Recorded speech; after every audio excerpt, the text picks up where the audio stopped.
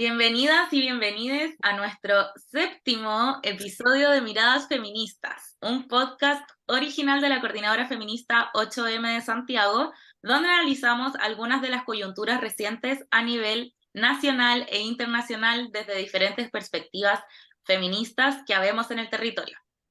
Soy Sofi, vocera de la Coordinadora, y hoy me acompañan Ana Pau, Pame, también voceras, y un invitado especial, Lili Fierro, profesional del Hola, área de Administración y Turismo, migrante mexicano, actualmente garzón de tiempo completo. Bienvenido, Lili. gracias, muchas gracias. La semana pasada nos tomamos un descanso del programa porque era feriado y como fin de largo era necesario, pero ya volvimos recargadas para conversar sobre diferentes noticias que nos removieron en las últimas semanas y que se merecen ser analizadas desde diversas miradas feministas. En primer lugar, el Tribunal Constitucional declaró inadmisible el recurso que interpuso la defensa del violador Martín Pradenas, que buscaba volver a pedir que se anule el juicio, eludiendo mediante el abuso de recurso judicial, como lo denominamos desde la coordinadora, su condena. Sobre esto, CNN compartió la noticia y bueno, no sé si alguna de nosotras quiere comentar. Yo quiero hacer un comentario político más que un comentario del hecho noticioso, porque yo creo que el hecho noticioso quedó súper claro cuando ocurrió, porque fue casi al otro día, ahí me pueden ustedes complementar, corregir, en que vuelve a ser condenado eh, y interpone este recurso en el Tribunal Constitucional, con todo lo que implica el Tribunal Constitucional en la política actual y en el escenario actual en Chile, como una institución que ha estado interpelada y cuestionada desde hace larga data por diversos sectores, tanto de izquierda como de derecha, como del movimiento social, y en el cual el Tribunal Constitucional dice que no tiene nada que ver, porque efectivamente no tiene nada que ver, y de hecho ni siquiera tendría que haber habido un segundo juicio de Martín Pradenas, porque la justicia ya había actuado, ya había operado. Y lo que hemos visto en el último tiempo es un tráfico vergonzoso de influencias, la complicidad machista de masculinidades patriarcales en los sectores que coincide además, que tienen vinculaciones con el poder económico, con la derecha, para interferir en que se haga justicia. Y esto también se vincula con lo que vamos a hablar al final, con los dobles estándares e hipocresías de los sectores más conservadores del Chile actual. Así que, bueno, para mí, y sé que para muchas de nosotras y nosotres y nosotros, es insuficiente en lo que derivó el castigo, en lo que dictaminó la justicia en el segundo caso, porque se rebajó la condena, y nos muestra cómo es necesario, no podemos dejar ni un día de luchar nosotras. Nos falta mucho todavía para poder avanzar en la violencia machista, patriarcal, que existe y que también se cruza con otro tema que nos tiene súper concentradas, que son los 50 años, y que es en el fondo que es un imperio de la impunidad frente a la violencia patriarcal, porque es sexual, es política, es machista, y nos atraviesa en todo orden de cosas. Así que eh, espero que en el futuro próximo, y cuando digo próximo, pero sea cercano, contemos con un sistema de justicia que en verdad al menos tenga una perspectiva de género real, instalada, concreta para los procedimientos, porque la situación actual amerita ese cambio urgente de todo. Necesitamos urgencia en la ley de violencias que está en el Senado, necesitamos que sea urgencia por todo lo que ha ocurrido este año en torno a femicidios y crímenes de odio, pero también necesitamos con urgencia que se avance hacia un sistema de justicia que incorpore mínimos éticos de género en los procedimientos y donde se forme activamente al sistema judicial. Y también necesitamos una reforma real, estructural de las policías. ¿Hasta cuándo vamos a posponer los debates que en verdad necesitamos? Así que ese es mi llamado. Espero que nosotras y nosotros avancemos hacia ese lugar. A mí me gustaría comentar nada más como la importancia igual de los tribunales de saber poner un alto, ¿no? De por sí sabemos que esto se extendió y se extendió a un costo de un suicidio feminicida, ¿no? A un costo de una familia muy lastimada, de una familia amedrentada, de tener a pues un abusador sexual, de que no sabíamos por mucho tiempo si iba a salir libre o no, pero ya que se le pusiera por fin un alto, que fuera como el basta la revictimización, tarde, pero por suerte se puso, porque sabemos que también hay sistemas donde esto pudo haber terminado en ahora sí que completa impunidad. Y bueno, me uno al llamado de Pamela de que no podemos soltar, especialmente en el caso de la prevención del feminicidio, del suicidio feminicida, no podemos soltar esa contienda de que las cosas se hagan con un debido proceso y con un debido proceso con perspectiva de género, sin revictimización. Gracias, compañeras. Yo creo que, claro, Antonia de alguna forma visibilizó algo que estaba ocurriendo en diferentes dimensiones, en diferentes órdenes, que también llevaba ocurriendo bastante tiempo, y a propósito de que también salieron otras víctimas, otras denunciantes que acompañaron, la familia, el movimiento, y que no soltamos. Ahora también podemos estar discutiendo, por ejemplo, en cuestiones profundas acerca del sistema de justicia, que es un desafío que hay pendiente en nuestro país y en muchos otros también. Así que, agradecida de sus comentarios, vamos a pasar a nuestra segunda noticia de hoy, que es a propósito de un reportaje que sacó el The Clinic, sobre una nota en relación a la obligatoriedad o no de dejar propinas en qué servicios o trabajos. Sobre esto invitamos a Lili y también a Ana Pau a que nos puedan comentar sus percepciones y como qué opinan acerca de este reportaje. No sé si tuvieron la posibilidad de leer la nota, que en sí misma quizás deja bastante que desear, no problematiza varios puntos, pero para eso también es importante que lo podamos analizar desde miradas feministas. Hola, muchas gracias de primera por el espacio. Yo creo que este tema, cuando leí la noticia, me dio mucho gusto saber que no era la única persona a la que le incomodaba. Yo creo que las personas, bueno, que trabajan en estos establecimientos realmente no saben qué es la propina realmente. La propina no es solamente algo que, un extra que te da el cliente porque le caíste bien o algo así. Nosotros estamos conscientes que nuestro sueldo base ya cubre el que yo te lleve tu plato a la mesa, el que yo te diga hola, buenos días, buenas tardes, pero la propina se gana, se tiene que ganar porque es también darle toda una experiencia al cliente mientras él está comiendo. De ahí viene la propina, el que tú logres que su experiencia sea inolvidable, que sea una grata experiencia, que lo haga regresar, que lograste cumplir todas sus expectativas, entonces de ahí viene la propina. También, si bien la propina es algo que ayuda mucho a nuestro salario, porque es verdad que nuestro sueldo no es recíproco con el trabajo que realizamos, no es obligatoria, no es obligatoria y se tiene que saber pedir también. Me tocó a mí también en una ocasión ir a un lugar de comida rápida donde ni siquiera fue que me preguntaron, oye, ¿quieres agregar alguna propina? No, ya te la estaban agregando. ¿Cuánto agregas de propina? Entonces, hay que también saber pedir la propina. Quiere agregar la propina y hacerle sentir al cliente que no es una obligación. Yo creo que esta medida que hicieron estos establecimientos es un claro ejemplo de la desesperación de esta situación de los sueldos no bien remunerados, no recíprocos, que se tiene que acabar, que si bien es la manera más fácil de salir de ese problema, eh, simplemente va a generar más y más problemas, que es lo que estamos viendo con esto, la respuesta de la gente. Ya no solamente no van a querer dejar propina en estos establecimientos, sino que también puede llegar a perjudicar al otro sector, que somos nosotros garzones, que sí día a día trabajamos para ganar esa propina.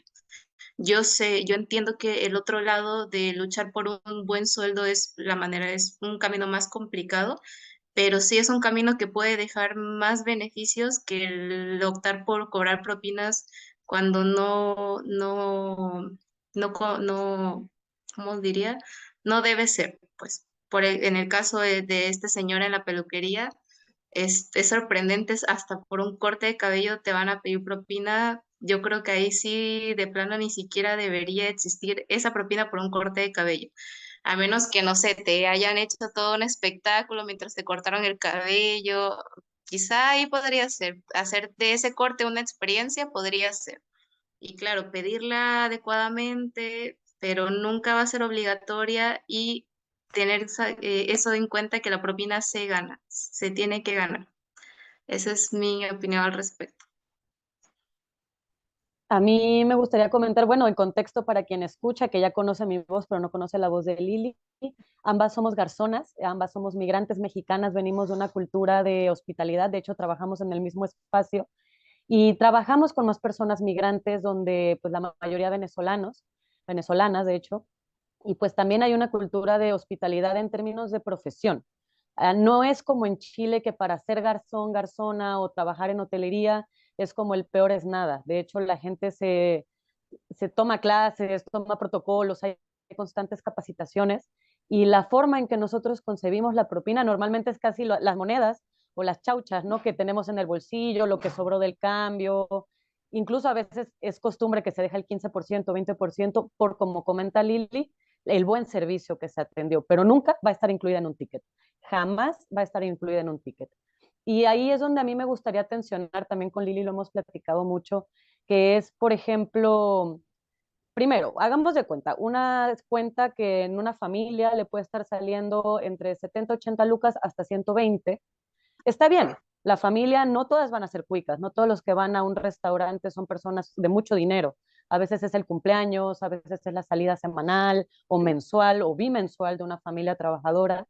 Y esa cuenta, considerando, no sé, dos hijos, tres hijos o incluso solo tres miembros de la familia, ¿no? O por ejemplo una mamá soltera que tenga a sus dos hijos y se los sacó a comer, esa cuenta ya es fuerte, ya una cuenta de 60, 70 lucas puede ser fuerte, 100 ni se diga cuando son familias más grandes, y que además de la nada sabes que tengas que pagar 10 lucas más, 12 lucas más, solo por la propina. Y me acuerdo una vez que estuvimos muy atorados con eso, la gente no estábamos ganando mucho de propina en ese periodo, ¿no? Y empezó a haber molestias de nosotros hacia los clientes. Y hubo como que nos quedamos platicando y fue, ¿por qué nosotros nos molestamos con los clientes y no con que nos están pagando mal? Porque, claro, te dicen, es que van a ganar tanto de propina en un full time o vas a ganar tanto part time. Pero ¿qué pasa en un mes malo? ¿Qué pasa en marzo, donde la gente no tiene plata? ¿O qué pasa en febrero, donde la gente en Santiago no se encuentra? ¿O qué pasa, por ejemplo, con los trabajadores de temporada en el sur, en la zona de nieve, en la zona de lagos, todo eso? Entonces, ahí empieza primero eso. Luego, hay formas, ya, si no quieren pagar con sueldo, hay formas de pagar con capacitaciones. Una capacitación vale mucho en un currículum. Tú puedes tener una capacitación en hostelería que te permita trabajar en un hotel 5 estrellas siendo garzón de restaurante. Y eso te va a dar experiencia. También me parece importante mencionar que actualmente la mayoría de quienes prestamos este servicio somos personas migrantes y muchas de nosotras nos cuesta tener un contrato, nos cuesta tener un buen sueldo, no entendemos por qué siempre tenemos que ganar el mínimo, porque pensando en cotizaciones, pensando en las visas, en lo que a nosotros nos permite seguir en este país, es que demostremos que tenemos un sueldo bueno, es que demostremos que tenemos un contrato. Pero el área de servicio es la que no da contratos, no dan prestaciones de ley conforme lo que corresponde, buscan formas de descontarte hasta lo que no. No es nuestro caso, no es el restaurante porque hemos sabido poner esos límites, pero vaya, robo de propina es sabido aquí y en China, o sea, en todo el mundo existen los robos de propina. El descuento por que se te quiebra la losa, el descuento por temas del uniforme. Siempre buscan una forma de descontarte la propina. Y también ahí está el miedo de la organización entre empleados. ¿Qué pasa? ¿Cómo nos vamos a estar peleando con el dueño y terminamos peleados entre nosotros? Es que él hace y por qué gana la misma propina que yo, es que ella no hace y por qué gana la misma propina que nosotros. Y al final uno queda pues pensando, me estoy peleando por 500 pesos. O pasa, ¿no? Que la mesa, Lili sabrá decir, ¿no?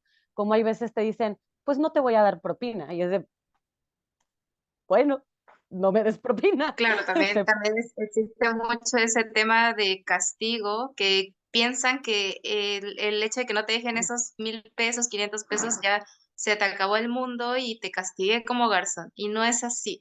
O sea, a las finales, muchas mesas te pueden dejar propina claramente, pero hay que dejar esa, como lo comentó mi compañera Paula en un post, ese también tema de poder, de que yo sé que mi propina va a ser mucho para ti, entonces yo decido si te la doy o no te la doy y me puedo portar como yo quiera contigo porque te voy a dejar la propina. Entonces también la propina no solamente perjudica al cliente, sino que puede llegar a perjudicar al trabajador de estas personas que llegan con todo este aire de superioridad de que yo voy a hacer lo que quiera porque te voy a dejar mi propina. También la propina llega a perjudicar a los dos lados. Y yo creo que como trabajadores, en vez de molestarnos con este tipo de noticias, deberíamos reflexionar y decir, debemos acabar con esto o más bien darnos cuenta que estamos yendo por el enfoque equivocado, que el enfoque más importante aquí es no se nos está pagando adecuadamente y tenemos que llegar a estos extremos, a este punto de tengo que exigir una propina, la voy a autocobrar porque me da miedo que no me la quieran dejar, ese tipo de cosas. No es el enfoque que nos va a llevar a solucionar un problema tan importante como es un sueldo bien pagado. Bueno, yo para cerrar el punto y pues también siguiendo un poco lo que menciona Lili, es también respecto a los tratos. O sea, sé que la nota habla de los espacios donde no se tiene por qué cobrar propina con respecto a la ley, ¿cierto? O sea, está la ley de propinas, que bueno, personalmente la encuentro un poquito cuestionable, pero es también entender que este tipo de leyes, este tipo de necesidades se dan por cómo percibimos ese tipo de trabajos.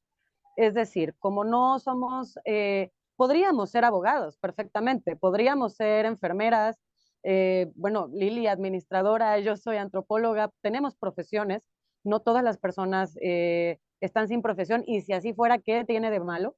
¿No? Pero es como esta percepción de que son trabajos no profesionales y que por lo tanto no merecen el salario completo.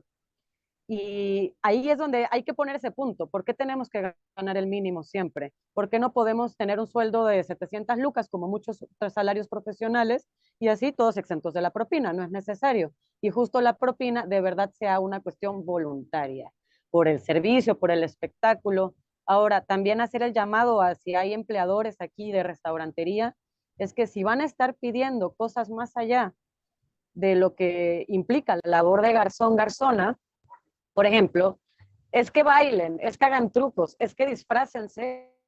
Entender que eso también merece un sueldo extra, porque es fuera de las labores establecidas dentro de nuestros contratos. Mi contrato, por ejemplo, no dice vas a bailar la cucaracha cada 5 minutos. No lo hacemos, es un ejemplo, ¿eh?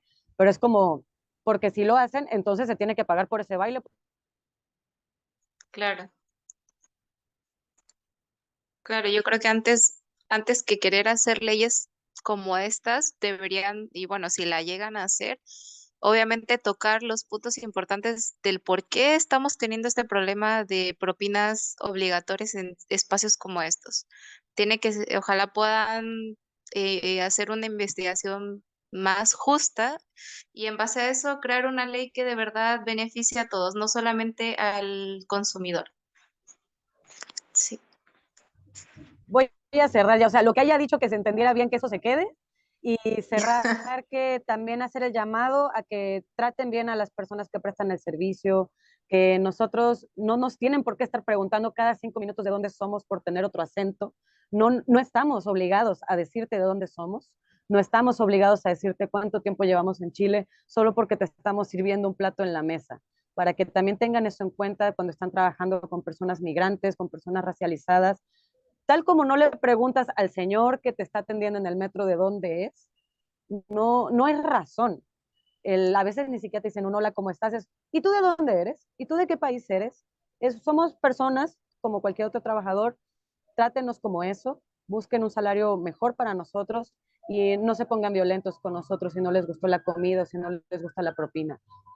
Somos parte del mismo sistema, trabajemos para que funcione. Así es. Totalmente. Muchas gracias Lili y Ana Pau por sus reflexiones y también como las interpelaciones que se hacen muchas veces también por cómo valoramos ciertos trabajos, cuándo, por qué, y que también responden a cuestiones culturales. Así que agradecida, vamos a pasar ahora a una cápsula que dice relación con el contexto que estamos viviendo, que no es cualquier momento. Venimos saliendo de la pandemia, de la revuelta popular, procesos varios de nueva constitución y a nivel global los discursos odiosos y negacionistas se toman los medios de comunicación e intentan ser gobierno. Estos grupos, que por cierto se discute el cómo nombrarlos, fascistas, ultraderecha, neofascismo, antiderechos, etcétera, son en Chile especialmente representados por sectores del Partido Republicano, de derecha, empresarios y otros personajes. También cúpulas eclesiásticas, entre otros. En su esencia, estos grupos se oponen a los derechos de las mujeres y políticas dirigidas a la comunidad trans y personas LGBTIQ+, en general. Veíamos en algún programa anterior los bochornos del diputado Alessandri de la UDI por justificar el golpe cívico-militar. Bueno, la semana pasada, en medio de la polémica por el cambio de gabinete, el diputado Gonzalo de la Carrera volvió a mostrar la bajeza y misoginia que caracteriza a algunos personajes de la política chilena. Para hablar más sobre esto, Pame hará referencia a una cápsula informativa sobre sus dichos del diputado de la Carrera y reacciones desde nuestros movimientos y miradas feministas. Hola Sofi, ¿me escucho bien? ¿Sí? Sí. Gracias. Sí, bueno, la semana pasada estuvo muy marcada por el cambio de gabinete y la razón por la cual se hace el cambio de gabinete, que es básicamente como parte de destrabar el acuerdo por la reforma previsional, que es un tema que vamos a ver la próxima semana, y otro tema que tiene que ver con el presupuesto público que se llama pacto fiscal. Y fue precedida además por la renuncia de Giorgio Jackson, porque esto también tiene una rama que se vincula con todos los escándalos que han habido por los casos de fundaciones y la vinculación con Revolución Democrática. Entonces estamos hablando de una de las noticias colaterales de la profunda crisis política que se ha agudizado, se sigue agudizando, y que vivimos ya desde hace varios años, que se viene madurando desde el segundo gobierno de Piñera, podríamos decir, o quizás primero, con los casos que tenían que ver con caso Penta. Entonces, ¿qué fue lo que dijo Gonzalo de la Carrera? Yo no voy a reproducir sus dichos porque considero que no ameritan ser leídos tal cual esos hechos de violencia, pero muestran una vez más la misoginia. Fue Vox Populi, circuló por todas partes, yo creo que desde las noticias hasta las redes sociales, el carácter. Y quiero decir que aquí no vemos solamente un exabrupto de un ser irracional, con una poca ética humana, sino que vemos una política. Eso pienso que tiene que quedar súper claro, que no es solo este ser un poco extraño, extemporáneo, esta rareza, porque no todos son así, que a veces te tratan de decir eso, sino que vemos una política sistematizada, que ya lo dijo Sofi, que busca el odio, y busca el odio hacia aquellos sectores que desde su organización interpelan aquellos, voy a llamarle monstruos, más terribles que se anidan en el neoliberalismo, capitalismo y el patriarcado. Y ese es el odio a aquello que amenaza ese mandato completamente. Y ahí están en primera línea las personas que luchan desde las diversidades, desde desde los activismos trans, las mujeres, pero también el perseguir y tratar de estigmatizar y criminalizar cosas que no son criminalizables, como lo es, por ejemplo, si una ministra o ministro es de la disidencia, y como lo es la percepción individual, porque ni siquiera estamos hablando de un hecho real, estamos hablando de una suposición. Y por eso en política es muy importante que si la política tiene una vocación pública, no habla en base a suposiciones, a lo que una persona se imagina respecto de lo que puede ser el ejercicio de un trabajo o algo que alguien dice. Tampoco vale en torno a las interpretaciones, porque para el caballero es muy terrible, parece, el ejercicio de la prostitución, trabajo que bajo ninguna categoría ha ejercido la ministra actual, pero que para al menos nosotras y nosotres y nosotros en este feminismo transversal que reconoce todos los trabajos remunerados y no remunerados y entiende que son conflictos de clase, donde el género es un componente esencial de ello, pero que el trabajo sexual existe y es una realidad. Y a lo mejor algún día tenemos una ministra que ejerció la prostitución como trabajo. ¿Y cuál sería el problema? Si fue elegida en base a un programa político que represente a mayorías. Así que eso era lo que quería decir, compañeras, al respecto, lo que me interpela, y que pienso que este tipo de monstruosidades y barbaries, actos barbáricos que estamos viendo en el último tiempo, tienen que ser... tienen que dárseles cara, pero con una posición activa, que no es solo llegar y decir tenemos que combatirlos, no sé qué, sino tenemos que desnudarlos, decir ustedes lo que están buscando es retroceder avances que son necesarios para la sociedad. Ustedes lo que buscan es enriquecerse, ustedes quieren desviar la atención, porque lo que no quieren que haya es una reforma previsional real. Lo que no quieren que haya es que avancen los movimientos sociales. Por eso están hoy día en una cocina constitucional que se llama Consejo Constitucional. Y pienso que también tenemos que más adelante hablar sobre eso, porque yo creo que donde en verdad también se está expresando mucho cómo es este sector es en el Consejo Constitucional. Y nosotros no podemos guardar silencio ni no interpelar, pero activamente creo que tenemos que también hacerlo desde todos los espacios posibles, pero desde una posición activa, de estar ahí constantemente. Así que, bueno, ese era mi comentario para el día de hoy. En torno a esta cosa, Uf, pero... Ana Pau, tienen la... Uf. Wow, no, nada, solo quería decir uf varias veces, como sí, así, echarte porras. De porras es como, vamos, tú puedes, no sé si aquí se dice así, ya, bacán, bacán.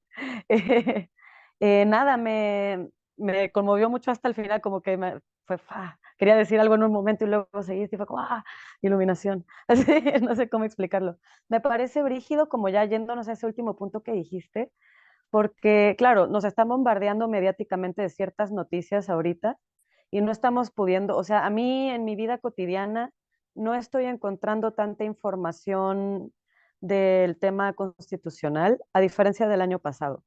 Y me echo un poco la culpa porque tal vez yo no estoy buscando, conozco mis razones y creo que a todas las personas que pertenecemos a movimientos sociales y pues una resiliencia social, también como luchas de colectivos. Por ejemplo, tú mencionas aquí los colectivos de las diversidades, de las identidades, del ejercicio de trabajo, de género. Me parece así muy impactante lo que estás diciendo, pero justo porque el año pasado éramos esos mismos grupos los que estábamos intentando hacer que ese proyecto funcionara. Y este año estamos tan en la nuestra, porque además nos están abofeteando en la cara, así como de, te odio, ¿por qué tienes que ser tan violento? ¿Por qué tienes que ser tan pesado Estado, no?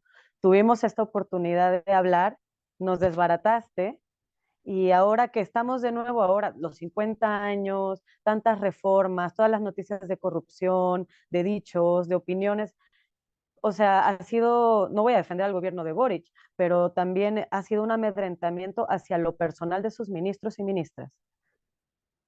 Así, desde Isquia Empezaron, no como una médica y es que mujer y bla, bla, bla, ¿no? Luego, con temas de educación, empezaron también yéndose a lo personal, de que esta persona es de las diversidades y además como yéndose hacia un punto donde no tiene que ser. Entra la nueva ministra de Cultura y no es que ella se mostró desnuda en una película. Puta, y, y, y justo ha sido tras desbaratarnos, porque el año pasado no se habría permitido esto ni por si acaso. Ahorita no nos hemos sabido recuperar y yo no sé nada de lo que está pasando en la Constitución. Como vocera lo digo, busco noticias, no encuentro nada. Solo me entero por justo los que nos movemos, pero no hay forma como ciudadana de tener ese acceso.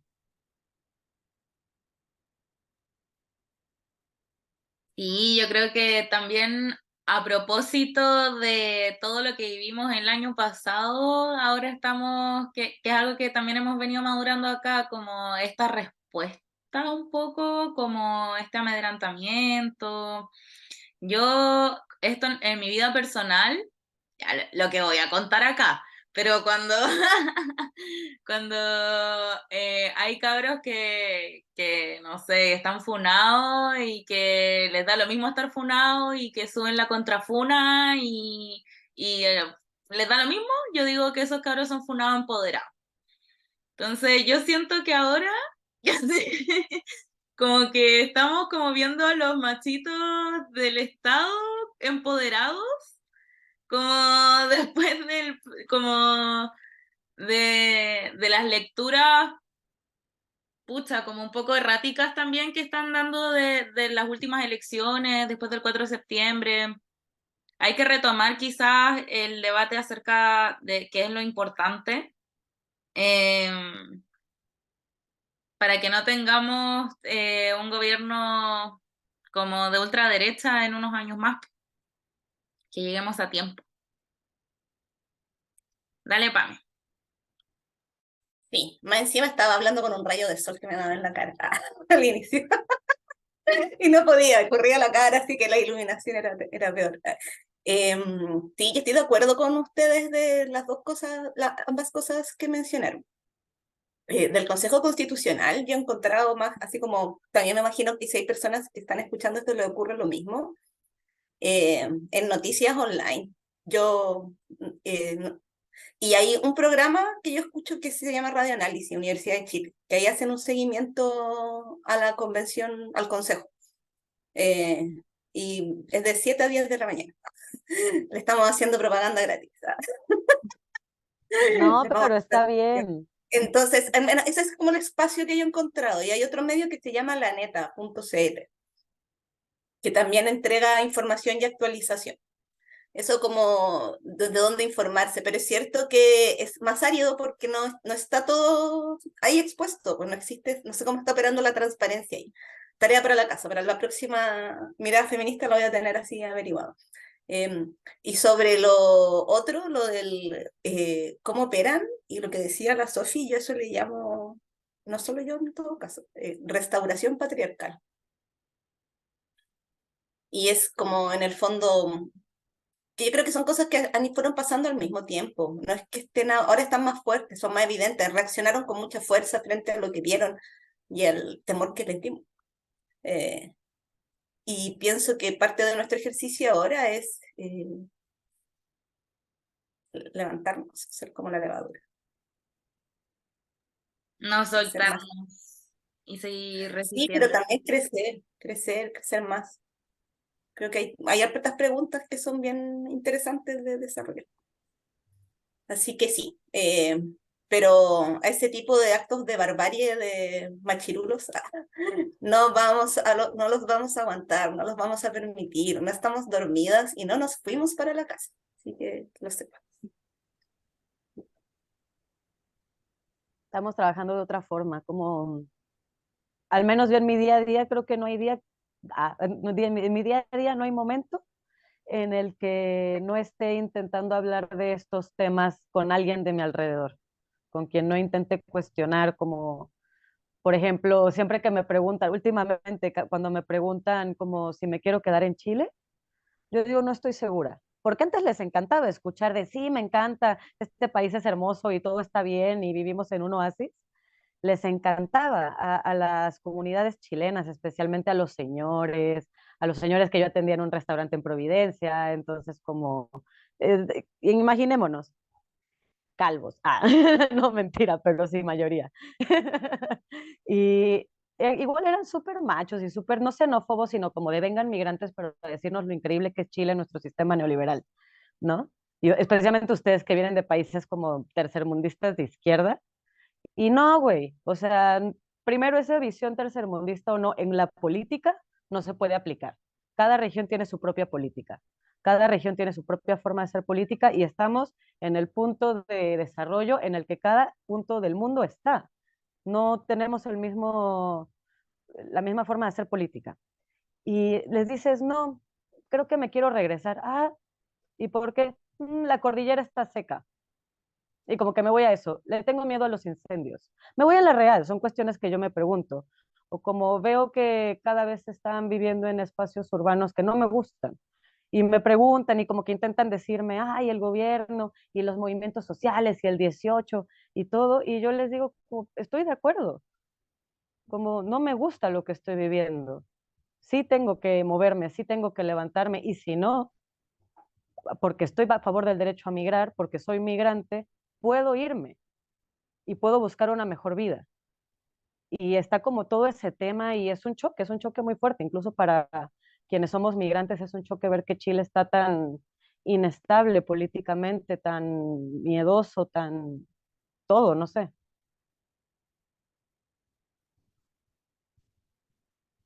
Uf, gracias compañeras por sus reflexiones.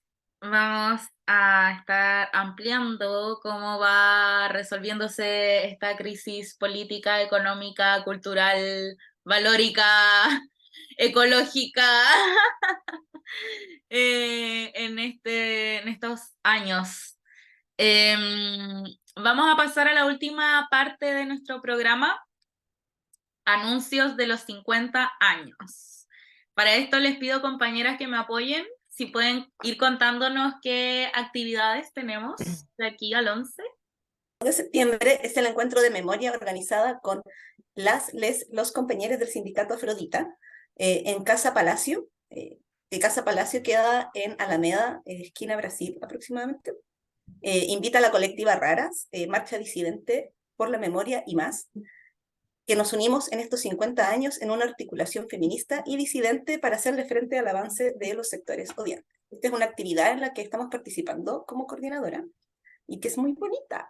Así que invito a que vayan y que además aprovechen de conocer este un espacio bien interesante, patrimonial y colectivo que es Casa Palacio.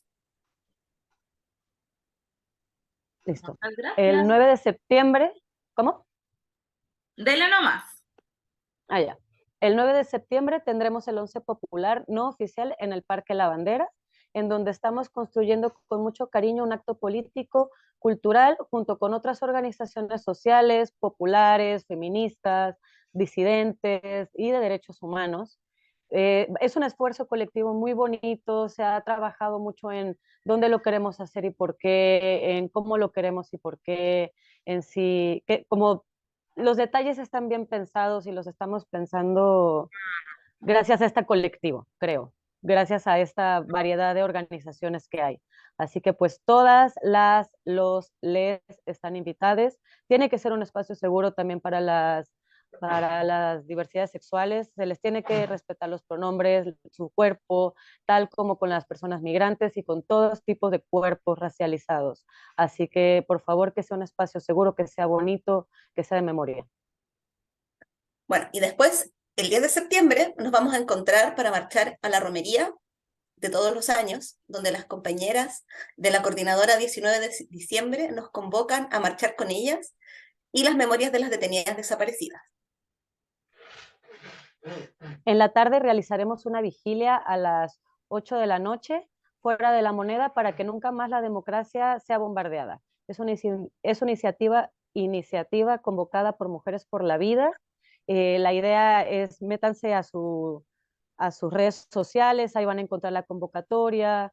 Ojalá también poderse como registrar en ese tipo de actividades feministas, porque eso sirve para llevar conteos, para tener seguridades, el poder estar resguardadas.